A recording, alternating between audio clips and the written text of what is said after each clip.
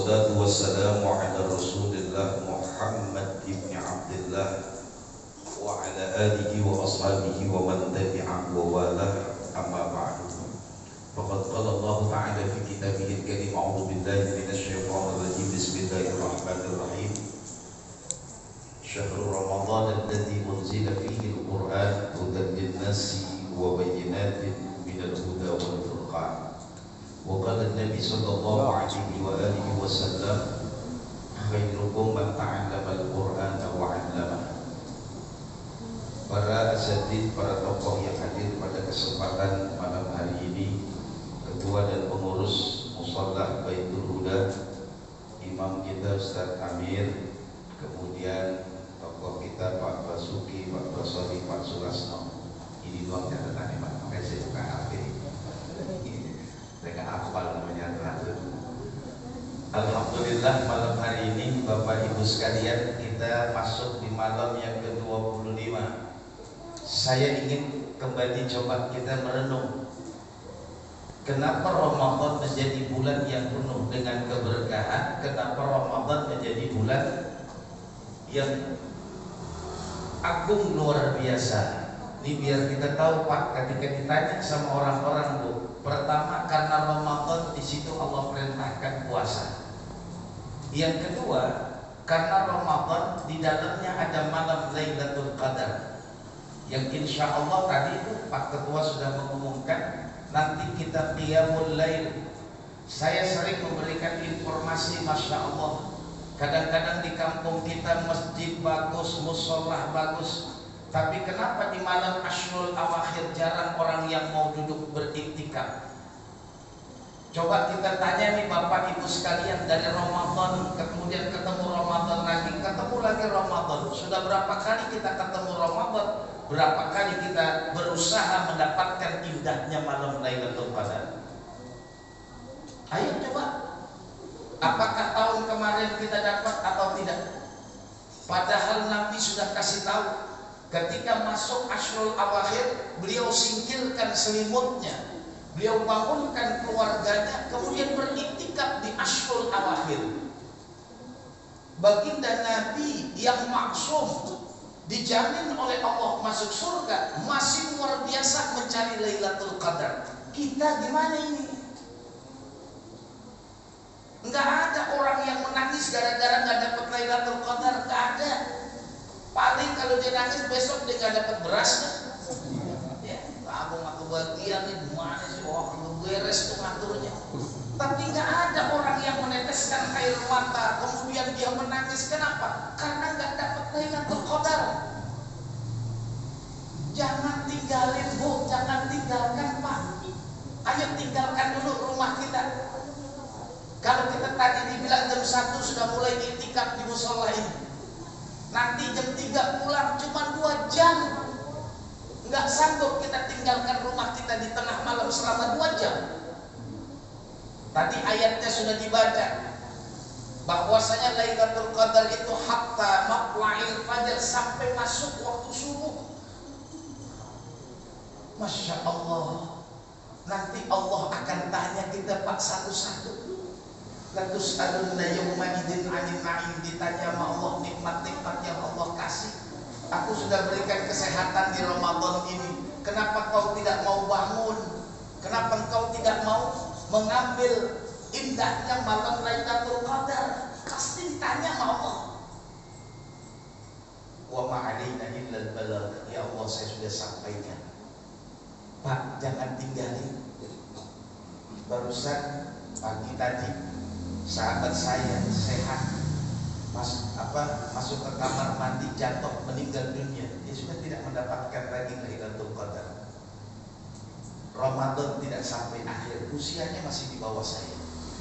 Masya Allah. Kadang-kadang kita ini, apakah tahu besok ketemu nggak Ramadan seperti sekarang nih, sehatnya, kuatnya? Kenapa kesempatan yang Allah kasih Pak, Bu, tidak kita manfaatin? Bangun sampai akhir. Jangan cuma ngadain malam ini, malam besok libur, malam ini. Enggak. Kalau bisa sampai Ashrul Awakhir, sampai yang terakhir, pentongin yang terakhir. Ini yang perlu saya ingatkan yang kedua Pak, ya, jangan sampai gak dapat Lailatul Qadar. Alhamdulillah saya bersama dengan jamaah udah hampir berapa tahun yang lalu. Saya dari berdua naik berlima, naik 10, sekarang udah alhamdulillah. Kadang yang ikut 50, kadang-kadang kalau lagi bagus bisa 100 orang. Padahal saya bacanya 1 juz 8 rakaat. Saya kadang-kadang bilang sama jamaah, coba bayangkan bagaimanakah Rasulullah terkadang sholat malam cuma 2 rakaat. Sholat malam Rasulullah cuma 2 rakaat, tapi khatam Quran 1 rakaat 15 juz. Siapa yang sanggup berdiri 15 juz? 2 lembar aja berhasil Pak Kak saya. Benar berhasil banget ya Allah, ini darah turun. Wajar ketika Rasulullah sholat sampai kakinya bengkak, wajar. Coba, tapi tak masalah. Ya, jangan sampai kita tinggalkan. Kalau perlu nanti malam penuh lagi ini musola. Bangun Pak, bangun. Kadang-kadang saya bingung, emang motor kita nggak bisa nganterin kita untuk qiyamul lail? Emang kendaraan kita nggak bisa nganterin kita, Ustaz? Jalanan gelap, nggak ada yang minta sama teman bangunin, susulin, anterin. Kalau perlu bayar, saya bayar itu. Yang penting antarkan saya ke masjid. Ada di zaman Rasulullah, ada sahabat yang tidak melihat. Dia datang kepada Rasulullah pamit supaya nanti sholat subuh dia nggak bisa hadir. Kenapa? Karena memang sulit, karena tidak melihat. Apa kata Rasulullah? Kau dengarkan azan nggak dengar? Panggil, datangi. Insyaallah. Ini perlu saya ingatkan ya, malam Lailatul Qadar. Kalau perlu menangis. Saya kadang-kadang pikir kenapa kita nggak dapat Lailatul Qadar. Yang saya pikirkan satu, memang dari awal kita jarang minta. Ayolah Bapak Ibu, dari malam tanggal 1 Ramadan minta nggak? Ya Allah, saya pengen ketemu Lailatul Qadar tahun ini, minta nggak? Kalau nggak minta kemudian Allah nggak kasih, wajar. Yang datang pada malam nanti qiyamul lail itulah orang yang dapat hidayah dari Allah. Makanya minta, mumpung nih masih ada beberapa hari belakangan ini, minta ya Allah, saya pengen dapat Lailatul Qadar. Ya, ini saya ingatkan yang kedua. Yang ketiga yang perlu saya ingatkan juga, mumpung di bulan suci Ramadan, bulan yang mustajabah, minta juga supaya kita bisa bermimpi berjumpa dengan Rasulullah. Umur kita udah berapa tahun Pak? Ibu umurnya udah berapa tahun? Ada yang 50, ada yang 60, bahkan ada yang 70 tahun. Sudahkah sepanjang umur kita ini sekali saja bermimpi berjumpa dengan Rasulullah? Ayo Pak, coba Bu, pikirin pernah. Katanya nih kita pencinta Rasulullah. Bahkan Nabi mengatakan, man ahabbani kana ma'i fil jannah. Barang siapa yang mencintaiku, kata Nabi, nanti dia akan bersamaku di surga. Sejauh manakah cinta kita kepada Rasulullah? Orang yang mencintai biasanya kepengen berjumpa dengan yang dia cintai. Ayo dah Pak, kita lagi demen sama orang perempuan, apa kita kagak pengen ketemu? Biarin gua gak ketemu langsung, mimpinya aja gua demen. Kan begitu. Kalau lagi jatuh cinta. Sekarang kita cintanya sama Rasulullah gimana? Nah ini yang saya kadang-kadang kita ini kurang minta. Tidak ada satu keindahan yang paling indah. Pertama kita dapat Lailatul Qadar. Yang kedua kita bisa bermimpi berjumpa dengan Rasulullah. Tidak ada satu keindahan lagi. Itu yang paling indah. Apalah artinya harta yang kita kumpulkan sebanyak mungkin, suatu saat ketika Allah ambil nyawa kita, semua bakal kita tinggalkan. Tapi ketika kita sudah bisa bermimpi berjumpa dengan Rasulullah, beliaulah yang akan mengatakan ummati. Kalau di dunia saja Rasulullah datangin kita, apalagi di akhirat. Nggak ada orang yang tidak pengen husnul khatimah. Tidak ada orang yang tidak kepengen matinya masuk surga. Tapi kan kunci-kuncinya kita kudu tahu di dunia ini. Makanya di Ramadan bulan yang mustajabah minta, ya Allah, saya ingin bermimpi berjumpa dengan kekasihmu Rasulullah. Lagi-lagi juga kita belum pernah minta kan? Yang kita minta rezeki, sehat, apalagi dia panjang umur. Rezekinya ada, sehat, panjang umur, mau kemana? Kalau bukan kita kepengen ketemu dengan Rasulullah, kalau bukan kita kepengen mendapatkan indahnya Lailatul Qadar di bulan suci Ramadan ini, Pak. Itu yang ketiga yang perlu saya ingatkan. Yang keempat yang perlu saya ingatkan, nanti masuk malam takbir. Ini sering terjadi ya di kampung-kampung kita, bahwa malam takbiran itu seakan-akan mereka menganggap sebagai malam kemerdekaan. Padahal malam takbiran itu adalah malam perpisahan kita dengan Ramadan.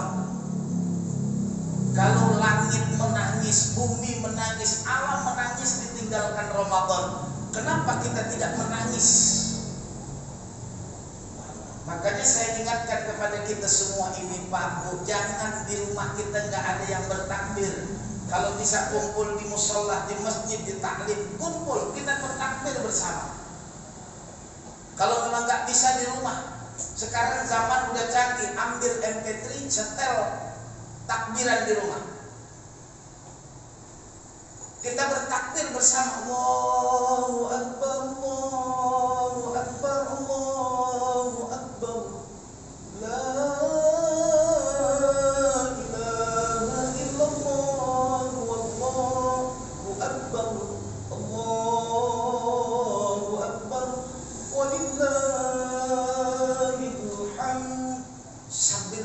meneteskan air mata berpisah dengan Ramadan. Bukan berarti merdeka, pasang petasan, lari semua, lari sih. Bukan. Ini malam perpisahan, malam takbiran. Coba dibaca hadisnya. Makanya Allah katakan walitukmilul iddata, sempurnakan bilangannya. Walitukabbirullaha, besarkan, agungkan Allah. Ala ma hadakum, karena Allah sudah kasih petunjuk buat kita. Wa la'allakum tashkurun, biar kita menjadi hamba-hamba yang bersyukur. Tuh, ya, yang keempat yang disebutkan. Saya sampai berapa? Lama. Ya, saya cuma ngitung-ngitung aja gitu. Saya ngikutin imamnya begini cepat, saya ikutin juga, makanya saya pakai terus 1, 2, 3, 4 biar nggak salah kan gitu. Nah, kalau yang namanya ngaji saya tahu orang pada nggak demen lama, saya ngerti ya, ini makanya saya terit ya. Nah, kemudian yang selanjutnya setelah takbir nanti sholat Id. Ini biasanya ibu-ibu nih, Bu, biasanya ibu-ibu kalau sholat Id khotib belum kelar tidak pulang, rapi-rapi di jalan, lagi khotib di salaman. Mau ngapain sih? Ntar rapi tungguin. Belajar ilmu fikih. Yang namanya sholat Id itu pertama ada sholat, ada khutbah. Ini pada pulang, apa pulang? Khotibnya lama, ada resiko. Kenapa sebayang di situ? Ada yang di jalanan kepanasan. Kenapa di jalanan bayangin? Masuk datang, nggak muat. Resiko. Yang terpenting jangan sampai pulang sebelum khotib selesai. Sebab malaikat akan catat kita semua ketika keluar dari rumah untuk melaksanakan sholat Id.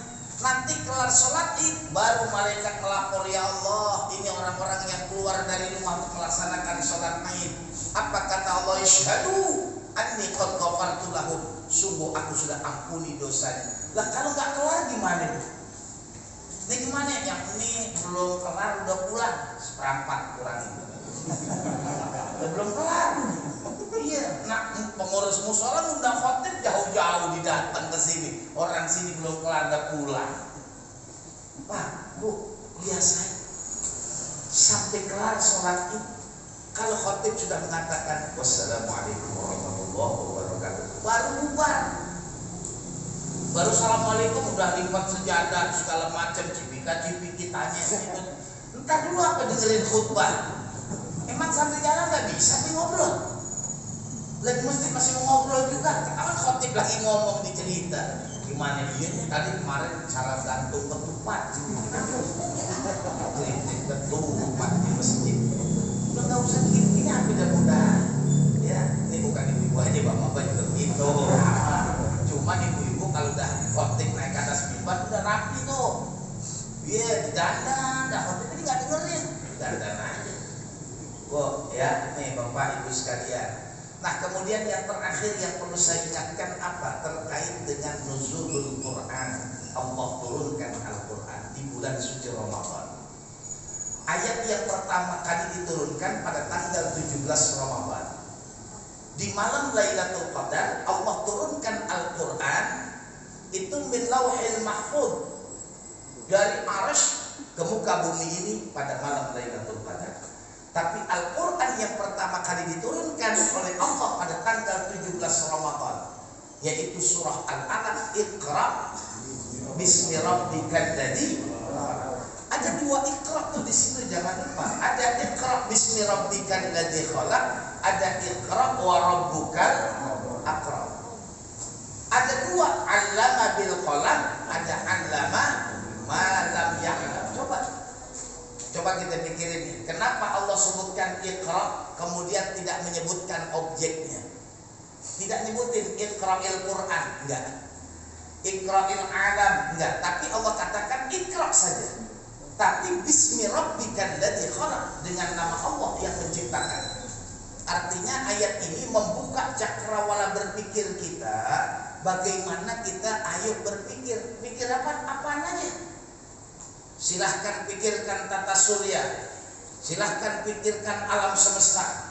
Bagaimana wasyamsu tajri li mustaqarrin laha dzalika taqdirul azizil alim. Bagaimana matahari bisa berputar pada porosnya. Kira-kira yang nginjak siapa tuh matahari bisa muter? Dari sejak diciptakan matahari sampai hari ini nih, kita diri di sini, kita duduk di sini, kita ketemu Ramadan di sini. Belum ada berita bahwasanya bintang sama matahari bertabrakan. Karena apa? Udah kelamaan muter, keliengan. Enggak, coba deh. Enggak ada lampu merah, enggak ada yang jagain, enggak ada CCTV. Baterainya kagak habis. Ya, matahari muternya pelan-pelan, baterainya habis. Belum dicas. Kagak.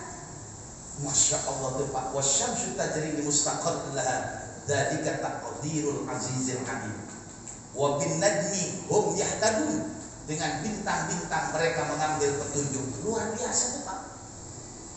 Masya Allah. Tuh kalau kita lihat tata surya, bagaimanakah matahari dan bulan. Ketika bulan nongol, matahari nyingkir. Ketika matahari nyingkir, bulan nongol. Semuanya.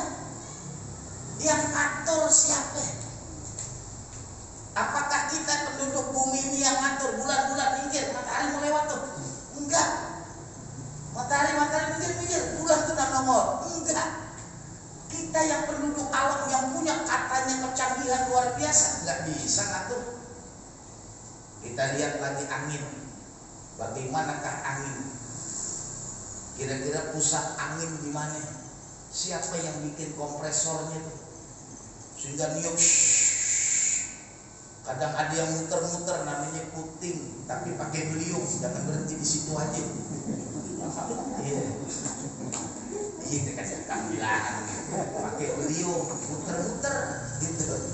Iya, tuh masya Allah, Allah kasih. Kemudian kata Allah ayat Iqra, baca apa yang dibaca lagi? Kita baca bagaimanakah Allah ciptakan tumbuhan. Ada pohon cabai, ada pohon asam, ada pohon jeruk. Itu pohon asam tidak terkontaminasi. Pohon asam sendiri, pohon jeruk banyak. Kata pohon asam, mohon maaf ya, kenapa? Buah asam saya sedikit pedas. Kenapa? Karena dikerubutin sama pohon cabai. Enggak. Begitu juga pohon cabai, kata pohon cabai, mohon maaf ya, cabai saya agak asam dikit. Kenapa? Samping pohon asam gede banget. Enggak. Tanahnya sama, pohonnya beda, rasanya nggak sama. Cabai aja rasanya nggak sama. Cabai nih, ada cabai setan karena saking pedesnya. Kenapa? Saking makan pedas dia ngomong setan gitu, pada disebutin tadi. Orang kita mau begitu tuh apa aja dulu kan sesuai dengan niat. Nah, cabai apa? Cabai setan kan begitu. Coba deh sambal setan, emang setan bikin sambal bahasanya. Karena habis orang makan kepedesan disebut setan. Oh gitu. Itu disebut sambal setan. Coba Pak, bagaimanakah rasa pedas itu bisa terjadi? Kira-kira akarnya kayak gimana? Batangnya seperti apa? Apakah dari daunnya kemudian terasa pedas? Kita yang sering makan cabai belum pernah meneliti bagaimanakah cabai bisa terasa pedas. Bagaimanakah prosesinya? Ayo Pak, pikirkan. Makanya Iqra bismi rabbikal ladzi khalaq. Setelah kita pikirkan semua, Iqra wa rabbukal akram, baca Allah yang paling mulia. Itu baru Allah ciptakan. Kita lihat lagi binatang. Ada burung terbang di udara, makannya ikan di lautan. Coba Pak, lihat di flora dan fauna. Kadang-kadang goleng-goleng, Masya Allah. Ada burung makannya ikan. Padahal burung ketika mau makan ikan nggak bawa pancing. Bawa pancing dan dia teguh bawa jalan. Enggak, dia terbang di udara. Ikan di air. Ikan nggak bisa terbang, burung nggak bisa renang.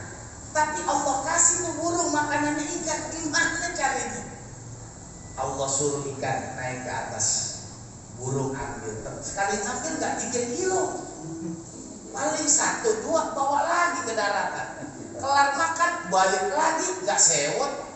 Jauh banget. Nggak sewot. Kalau kita sewot Pak, bilang nggak sekalian aja dibulak balik. Model kita itu loh. Burung nggak disabar. Masya Allah, ada burung yang paruhnya gede, kan makannya ikan. Ada lagi burung kita lihat Pak, berangkat bareng-bareng rame-rame, kadang 100 burung berangkat pergi. Mereka nggak pakai GPS. Bro, ntar kirimin ya Sherlock, kalau gue nyasar. Nah, pergi barengnya sampai selesai waktunya pulang dan kagak nyasar lagi. Ya salah tempat. Di grup A, pada gua grup B. Telah masuk tadi ini. Kenapa? Kekenyangan. Enggak. Tuh burung berangkat bareng. Coba dah kalau lihat burung kan orang-orang coba dari mana tuh insting yang diberikan burung luar biasa. Ada burung yang kalau siang terang nggak ngeliat, giliran malam ngeliat. Apa namanya itu? Orang dulu namanya bilang kampret, naikin dikit kalong, naikin dikit kelelawar. Hebatnya itu kita yang punya pohon mangga nggak tahu kalau mangganya udah mengkel atau mateng. Kelelawar tahu, padahal gelap. Nah, kita pakai senter dulu, dia pergi itu terbang. Nah, mangganya udah mulai mateng, dinemplok. Hebatnya lagi, separuhnya dikasih yang buatnya. Ada temennya, bro jangan makan semuanya, kasihan yang punya pemangga. Oh siap, digerowakin doang. Sisanya dikasih kita tuh Pak. Iya tuh hebatnya kelelawar tuh. Iya dia kalau dihabisin semua kita bilang, waduh, apa ini kelelawar? Sekali makan sebulan makan, enggak separuh. Dilihatin besok, kagak diambil lah yang punya, makan lagi setengah ini. Allah kasih sekarang namanya infrared, bisa punya daya di saat gelap gulita dia bisa melihat. Ada namanya infrared, kan hebat. Siapa yang ciptain kalau bukan Allah? Subhana ma khalaqta hadza batila. Tidak ada yang sia-sia yang Allah ciptain. Itu kalau kita lihat tumbuhan, kita lihat binatang, ya. Kemudian kita lihat lagi di kita, Allah katakan wa fi anfusikum afala tubsirun. Manusia, apakah dalam dirimu tidak kau pikirkan? Kita punya kepala nih, di atas kepala ada rambut. Rambut kita baru banget kita cukur, sebulan nunggu lagi. Alis yang sejak kita lahir sampai jinari belum pernah kita cukur. Bapak pernah, ibu pernah cukur alis? Aduh udah 3 tahun ya alis ngalingin. Saya mau cukur lah kemana? Biasanya kan kita cukur Bandung, cukur Garut sekalian. Coba Alis nih kan jaraknya nggak jauh sama rambut. Kenapa kok rambut bisa panjang? Ya kan dari kecil alis kita begini, nggak nunggu. Loh kalau udah 50 tahun, coba bayangin 50 tahun bapak nggak pernah cukur, kira-kira rambutnya sampai alis masih segini. Apakah bapak dan ibu yang nyuruh alis des, itu jangan panjang-panjang des, ya segini aja nih, jangan ke rambut, sampai pada biaya 2 kali nyukur. Biasanya nyukur alis lebih mahal daripada nyukur rambut. Ya makanya aneh kagak. Hebatnya luar biasa. Kita yang mengaku punya kepala, punya rambut, yang katanya rambut kita nggak bisa kita bilang rambut jangan panjang apa. Begini aja ntar buat lebaran, sampai lebaran besok lah baru gua cukur. Enggak, Pak, Bu, ayo. Allah ciptakan lagi nih ada mulut, masya Allah, gigi yang tarik ditaruh di depan, gigi geraham taruh di samping. Seandainya dibalik sama Allah, yang geraham ditaruh di sini. Ayo coba, disuruh makan jeruk nggak bisa kegigit, dikunyah aja. Allah susut ada gigi yang apa namanya tarik di sini, gigi geraham di sini. Dan hebat lagi, tadi habis buka minum tuh obat biasa tuh kalau gitu dia kan saya minum dan obat pusing, obat kolesterol, sama obat asam urat saya minum. Itu hebat nih pencernaan kita. Nggak pernah belajar obat dia tahu. Itu yang panjang-panjang tuh buat sakit kepala, ada perut. Lu becek-becek sini nih, palanya keliengan tuh. Habis kelar, lu naikin ke atas tuh palanya biar keliengan hilang. Padahal yang keliengan pala makan di mulut jatuhnya di perut, kenapa ini yang hilang keliengan? Kalau menurut akal manusia kan yang enak kita gecek nih. Kita gecek nih obat sakit kepala, beberin kepala kita lah. Itu yang enak. Ya karena sakitnya kan di kepala. Kita minum obat sakit kepala, entah ada saya nggak sebutin mereknya dah. Kita minum lagi obat yang namanya simvastatin tadi untuk menurunkan kolesterol. Turun tuh kolesterol kita, dia tahu perut. Ini obat kolesterol nih kuning-kuning kecil panjang. Ya, nah ini alumpurinol buat obat apa namanya? Asam urat. Dan hebatnya lagi, yang pegel nih yang berasnya kanan, sampai ke kanan nggak nyasar yang ke kiri. Padahal yang nganterin obat nggak pakai nanya RT teh. Ini alamatnya yang mana nih teh nih? Ngapa? Yang dapat kiriman kaki kanannya sakit, salah belok kan ya salah buang, naik lagi ke atas. Ini kaki kiri, nggak salah ya salah ya, mau asik. Coba bayangin tuh. Kita yang makan obat aja nggak pernah tahu tuh obat kandungannya seberapa, kadarnya kayak apa, tapi perut tahu. Masya Allah. Kenapa kita tidak syukurin? Itu maksud saya Pak. Bu, kita baca Quran kita syukurin, Masya Allah. Seandainya kan perut kita nggak berhenti nih dari kita lahir sampai gini hari. Makan aja. Mau tidur aja masih makan. Mau tidur kita masih makan. Padahal perut udah bilang alhamdulillah ini tidur nih nggak makan. Kagak, dimakan dulu mie instan. Habis makan mie instan tidur kita kan nyenyak. Kata perut gini enak nih, mati merem tangan gak bergerak. Kata perut gue yang kejek nih. Kelar bangun tidur kata perut dah nggak makan nih. Kagak, dimakan lagi kata perut. Nah gue baru kelar dibejek 2 jam. Iya Pak, hebatnya perut lagi dia tahu nih makanan yang tadi kita makan semua masuk, selesai ampas taruh di belakang. Ya kan kita kalau ada ampas taruh di belakang. Iya. Dan hebatnya lagi warnanya sama. Walaupun makannya hijau kuning, pokoknya warnanya kuning. Itu sampai nyari tuh bincunya di mana belinya. Iya. Dan aromanya khas lagi. Khas. Iya. Dan herannya lagi sebelum keluar dikasih dulu gasnya biar pada pergi duluan rumahnya. Ya, bukan berarti nggak punya manfaat. Ketika kita duduk belum ngapain-ngapain kan gas keluar duluan. Takut zaman dulu kita kan buang airnya di jamban cemplung. tahu di Empang. Nah kan Empang kita baru jalan aja lele dan nungguin ikan gurame. Nah, di mau nongkrong nih. Iya, pas kita nongkrong gurame nyingkir, lapet gasnya aja begini. Iya, kata gurame gasnya aja begini. Gimana isinya? Akhirnya gurame nyingkir, nyingkir dulu lapet. Dia udah buang gas duluan. Iya, gas udah kebuang baru turun kan gitu. Nah, kata gurame ini yang gue cari.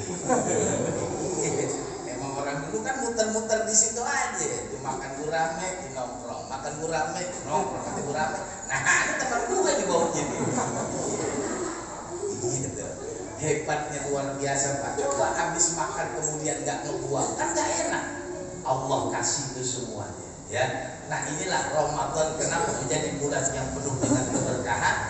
Karena di dalamnya ada puasa, di dalamnya ada malam Lailatul Qadar, dan di dalamnya ada Allah turunkan Al-Quran. Mudah-mudahan kita semua yang hadir di malam hari ini semuanya kita mendapatkan indahnya malam Lailatul Qadar, dan kita bisa bermimpi berjumpa dengan Rasulullah Sallallahu Alaihi Wasallam bi sirril Fatihah. أعوذ بالله من الشيطان الرجيم بسم الله الرحمن الرحيم الحمد لله رب العالمين الرحمن الرحيم مالك يوم الدين إياك نعبد وإياك نستعين اهدنا الصراط المستقيم صراط الذين أنعمت عليهم غير المغضوب عليهم ولا الضالين آمين. Demikian, mohon maaf. Wassalamualaikum warahmatullahi wabarakatuh.